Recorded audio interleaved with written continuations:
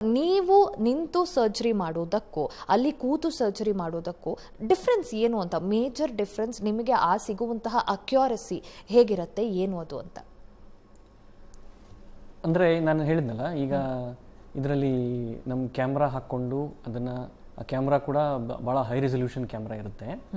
ಅದು ಕೂಡ ಆ ಕ್ಯಾಮ್ರಾನ ನಾವು ಯಾವ ಭಾಗದಲ್ಲಿ ಆಪ್ರೇಷನ್ ಮಾಡ್ತಿರ್ತೀವಿ ಆ ಭಾಗದ ಹತ್ತಿರ ತೊಗೊಂಡೋಗಿ ಇಟ್ಕೊಂಡು ನೋಡಿಕೊಂಡು ಮಾಡ್ಬೋದು.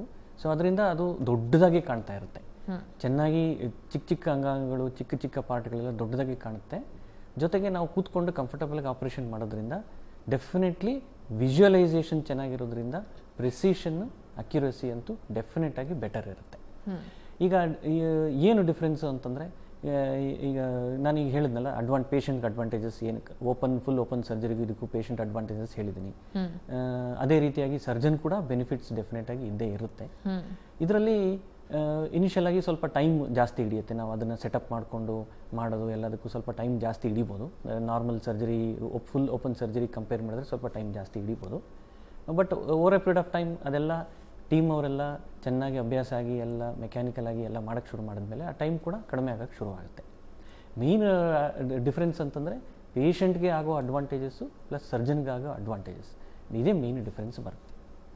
ಓಕೆ ಡಾಕ್ಟರ್, ಏನು ಈ ಒಂದು ರೋಬೋಟಿಕ್ ಸರ್ಜರಿಯ ಕೆಲವೊಂದಿಷ್ಟು ಲಿಮಿಟೇಷನ್ಸ್ಗಳು ಅಂತ ಬಂದರೆ ಅದು ಯಾವ್ದ್ಯಾವ್ದಿದೆ? ಲಿಮಿಟೇಷನ್ಸ್ ಅಂದರೆ currently main limitation is the cost. ಅಂದರೆ ರೋಬೋ ಎಲ್ಲ ಭಾಳ ಎಕ್ಸ್ಪೆನ್ಸಿವ್. ಕರೆಂಟ್ಲಿ ಅವೈಲೇಬಲ್ ಇರೋ ಎಲ್ಲ ಕಂಪ್ನಿಗಳು ಮೆಜಾರಿಟಿ ಎಲ್ಲನೂ ಫಾರಿನ್ ಕಂಪ್ನೀಸೇ. ಸೊ ಅವ್ರ ರೋಬೋಟ್ಸ್ ಎಲ್ಲನೂ ಭಾಳ ಎಕ್ಸ್ಪೆನ್ಸಿವ್ ಇರುತ್ತೆ. ಸೊ ಹಾಸ್ಪಿಟ್ಲ್ ಅವರು ಅದನ್ನು ಇನ್ವೆಸ್ಟ್ ಮಾಡಬೇಕು. ಸೊ ಈ ರೋಬೋಟಿಕ್ ಸರ್ಜರಿ ನಿಧಾನಕ್ಕೆ ಇದರಿಂದ ಬೆನಿಫಿಟ್ ಇದೆ, ಪೇಷಂಟ್ಗೂ ಬೆನಿಫಿಟ್ ಇದೆ, ಸರ್ಜನ್ಗೂ ಬೆನಿಫಿಟ್ ಇದೆ ಅಂತ ನೋಡಿ ನಿಧಾನಕ್ಕೆ ಎಲ್ಲ ಹಾಸ್ಪಿಟಲ್ಸ್ ಅವರು ಎಲ್ಲರೂ ಈ ಥರ ರೋಬೋ ಸರ್ಜಿಕಲ್ ಪ್ರೋಗ್ರಾಮ್ಸ್ನ ಸ್ಟಾರ್ಟ್ ಮಾಡ್ತಾ ಇದ್ದಾರೆ. ಒಂದು. ಎರಡನೇದು, ಜೊತೆಗೆ ಆ ಇನ್ಸ್ಟ್ರೂಮೆಂಟ್ಸ್ ಕೂಡ ಅದೇ ಕಂಪ್ನಿಯಿಂದ ನಾವು ಪರ್ಚೇಸ್ ಮಾಡಬೇಕು. ಆ ಇನ್ಸ್ಟ್ರೂಮೆಂಟ್ಸ್ ಕೂಡ ಕಾಸ್ಟ್ಲಿ ಇರುತ್ತೆ. ಜೊತೆಗೆ ಇನ್ನು ನಾವು ನಾರ್ಮಲ್ ಸರ್ಜರಿ ಮಾಡುವಾಗ ಇನ್ಸ್ಟ್ರೂಮೆಂಟು ಅದು ತೀರಾ ಹಾಳಾಗೋವರೆಗೂ ಯೂಸ್ ಮಾಡ್ಬೋದು, ಅಂದರೆ ವರ್ಷಗಳಗಟ್ಟಲೆ ಬಾಳಿಕೆ ಬರುತ್ತೆ. ಇದು ಹಾಗಿರೋದಿಲ್ಲ. ಇದರಲ್ಲಿ ಮೆಕ್ಯಾನಿಸಮ್, ಫೈನ್ ಮೆಕ್ಯಾನಿಸಮ್ ಇರುತ್ತೆ, ಗೇರ್ಸ್ ಥರ ಇರುತ್ತೆ, ಲಿವರ್ಸ್ ಇರುತ್ತೆ, ಅದೆಲ್ಲ ಬೇಗ ಹಾಳಾಗ್ಬಿಡುತ್ತೆ. ಸೊ ಅದರಿಂದ ಇದು ಲಿಮಿಟೆಡ್ ಯೂಸ್ ಇರುತ್ತೆ. ಸೊ ಆ ಕಂಪ್ನಿಯವರು ಇದನ್ನು ಇಷ್ಟು ಸಲ ಯೂಸ್ ಮಾಡ್ಬೋದು ಅಂತೇಳಿ ಅದಕ್ಕೆ ಲಿಮಿಟ್ ಇಟ್ಬಿಟ್ಟಿರ್ತಾರೆ. ಸೊ ನಾವು ಇನ್ಸ್ಟ್ರೂಮೆಂಟ್ಸ್ ಎಲ್ಲ ರಿಪೀಟೆಡ್ ಆಗಿ ಯೂಸ್ ಮಾಡಬೇಕಾಗುತ್ತೆ. ಸೊ ಅದು ಕಾಸ್ಟಿಂಗ್ ಬರುತ್ತೆ. ಸೊ ಇದಕ್ಕೆ ಬೇರೆ ಅಡಿಷ್ನಲ್ ಕನ್ಸ್ಯೂಮಬಲ್ಸ್ ಇರುತ್ತೆ, ಅದರದ್ದು ಕಾಸ್ಟಿಂಗ್ ಬಂದೇ ಬರುತ್ತೆ. ಸೊ ಈಗ ಯಾರೋ ನಮಗೆ ಬಿಗಿನಿಂಗಲ್ಲಿ ಕ್ವಶನ್ ಕೇಳಿದ್ರು, ಸರ್ ಇದು ನಾರ್ಮಲ್ ಹಾರ್ಟ್ ಸರ್ಜರಿಗೂ ಇದರಲ್ಲೂ ಏನು ಕಾಸ್ಟ್ ಡಿಫ್ರೆನ್ಸ್ ಆಗುತ್ತೆ ಅಂತ. ಡೆಫಿನೆಟಾಗಿ ಒಂದು ಇನ್ಕ್ರೀಸ್ಡ್ ಕಾಸ್ಟ್ ಕಾಂಪೊನೆಂಟ್ ಇದ್ದೇ ಇದೆ ಇದರಲ್ಲಿ. ಆ್ಯಸ್ ಆಫ್ ನೌ ಈ ಟೆಕ್ನಾಲಜಿಗೆ ಇರೋವಂಥ ಅದೊಂದು drawback.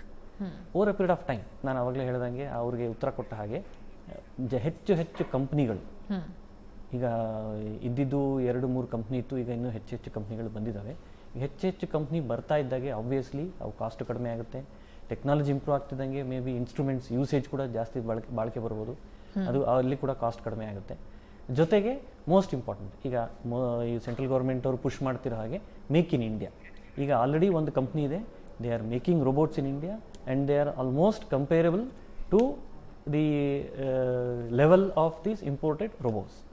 Over a period of next few years ಈ ಇಂಡಿಯನ್ ಮೇಡ್ ರೋಬೋ ಕೂಡ ಚೆನ್ನಾಗಿ ಇಂಪ್ರೂವ್ ಆಗಿ ಚೆನ್ನಾಗಿ ಅದೇ ಲೆವೆಲ್ಗೆ ಮ್ಯಾಚಿಂಗ್ ರಿಸಲ್ಟ್ ಕೊಡೋಕ್ಕೆ ಶುರು ಮಾಡಿದ್ರೆ ಡೆಫಿನೆಟ್ಲಿ ನಾವು ವಿಶ್ವಕ್ಕೇ ಮೇಕ್ ಇನ್ ಇಂಡಿಯಾ ಒಂದು ಪ್ರಾಡಕ್ಟು ಕೊಡ್ಬೋದು. ಡೆಫಿನೆಟ್ಲಿ ಇದು ಕಾಸ್ಟ್ ಕಡಿಮೆ ಇರುತ್ತೆ.